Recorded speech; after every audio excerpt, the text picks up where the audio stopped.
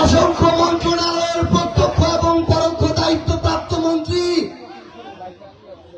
আমাদের প্রিয় ভাই জনাব সালাউদ্দিন আহমেদকে দিয়ে, জনাব সালাউদ্দিন আহমেদ কয়েকদিন আগে বলেছেন যে এই যে গণভোট হয়েছে, এই গণভোট একটি অসাংবিধানিক গণভোট, একটি অবৈধ গণভোট।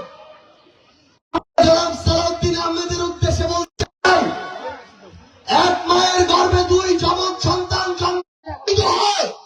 আপনি সালাউদ্দিন আহমেদ, জনাব তারেক রহমান, এমনকি বিএনপির সরকার হচ্ছে অবৈধ সরকার। এই গণভোট যদি অসাংবিধানিক হয়, সালাউদ্দিন আহমেদ অসাংবিধানিক স্বরাষ্ট্রমন্ত্রী। গণভোট যদি অবৈধ হয়, তারেক রহমান অবৈধ প্রধানমন্ত্রী। আমরা স্পষ্ট করে একটি কথা বলতে চাই, আগামীর বাংলাদেশে কাউকে ছেড়ে দেওয়ার রাজনীতি আর আমরা করব না।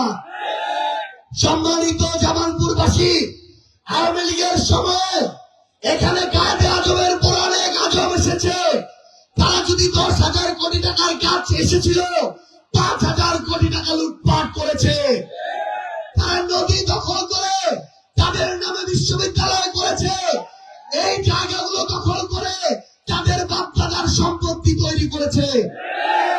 এখন আমাদের সময় এসেছে সেই অভ্যুত্থান পরবর্তী বাংলাদেশে আর যেন নতুন কোন আজম তৈরি না হয়, আর যেন নতুন কোন চাঁদাবাজ তৈরি না হয়, আর যেন নতুন কোন সন্ত্রাস তৈরি না হয়।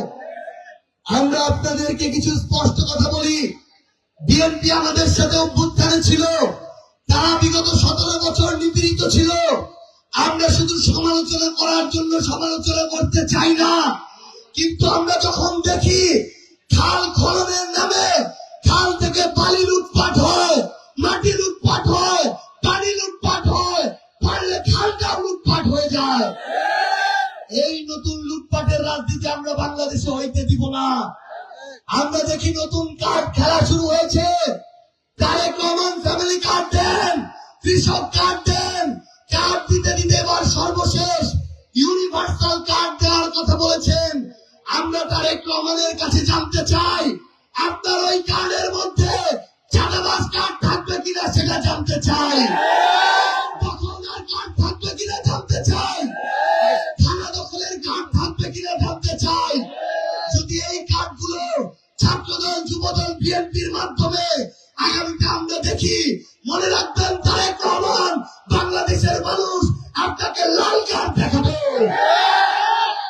আমরা জনাব তারেক রহমানকে স্পষ্ট করে বলতে চাই, আপনার মুখ দেখে মানুষ ভোট দেয় নাই। মানুষ ভোট দিয়েছে মেজর জিয়ার দিকে তাকিয়ে, মানুষ ভোট দিয়েছে বেগম খালেদা জিয়ার তাকিয়ে, মানুষ ভোট দিয়েছে ধানের শীষের দিকে তাকিয়ে। আপনার বাবা মা দুইজনই গণভোটের রায় বাস্তবায়ন করার চেষ্টা করেছিলেন। আপনি যদি গণভোটের সাথে বিশ্বাসঘাতকতা করেন, জুলাই সনদের সাথে প্রতারণা করেন, বাংলাদেশের মানুষ আগামীতে আপনাদেরকে গাদ্দার হিসেবে অভিহিত করবে। সম্মানিত জামালপুরবাসী, এর আগে শিক্ষা প্রতিষ্ঠানগুলোকে আওয়ামী লীগের নেতাগুলো দখল করেছিল।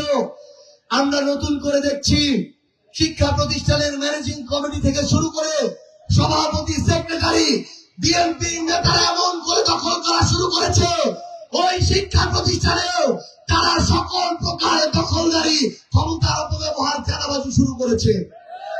আমরা আপনাদেরকে শুধু একটা কথা বলি, একটা শিক্ষা প্রতিষ্ঠান নষ্ট হলে শুধু জামাত, এনসিপির সমর্থকের সন্তানরা নষ্ট হবে না। একটা শিক্ষা প্রতিষ্ঠান নষ্ট হলে বিএনপি যারা করে তাদের সন্তানরা যদি সেখানে পড়ে, তাদের সন্তানের ভবিষ্যৎ নষ্ট হয়ে যাবে। আমরা আজকে দেখি জামালপুরের সদর হাসপাতাল আছে, ডাক্তার নাই, ডাক্তার আছে, নার্স নাই, নার্স আছে, ওষুধ নাই, ওষুধ থাকলে কোনো ম্যানেজমেন্ট নাই।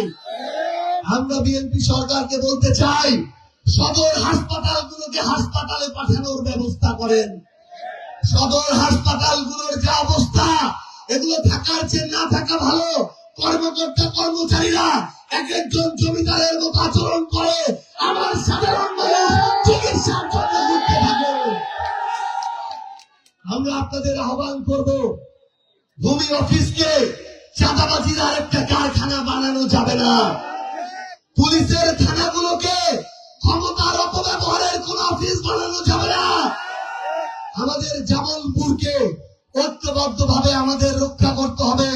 মনে রাখবেন, প্রশাসনে থাকেন, পুলিশে থাকেন, যে কোনো ক্ষমতাবান বড় জায়গায় থাকেন, একটা কথা মনে রাখবেন, আওয়ামী লীগ ছিল, আওয়ামী লীগ নাই, বিএনপি আজকে আছে, বিএনপি না থাকতে পারে, কিন্তু যদি দালালি করেন, ক্ষমতাবান যারা নেতা তাদের চাটুকার হন, বিবেকবোধ বর্গা দেন, বাংলাদেশের মাটিতে কোনদিন মুখ তুলে টাকাতে পারবেন না।